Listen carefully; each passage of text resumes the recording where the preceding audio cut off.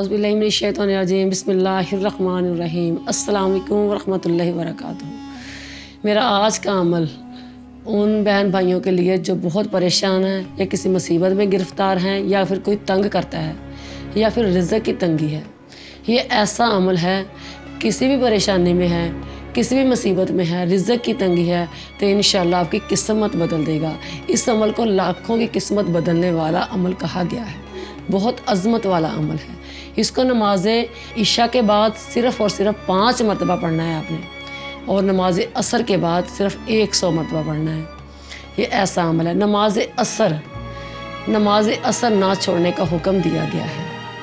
हज़ूर अलैहिस्सलाम ने 14वीं रात के चाँद की तरफ देखकर फरमाया कि ऐ लोगो, अनकरीब तुम अपने रब को इस तरह देखोगे जैसे इस तरह 14वीं रात के चाँद को देख रहे हो सके तुमसे तो कभी नमाज असर मत छोड़ना।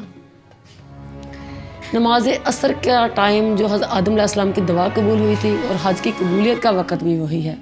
इस वक़्त आपने ये अमल ऐसे करना है कि ये 3 इसम जब पढ़ने हैं तो इसको एक तसव्वुर करना है, या अल्लाह, या कहार, या वहाबु।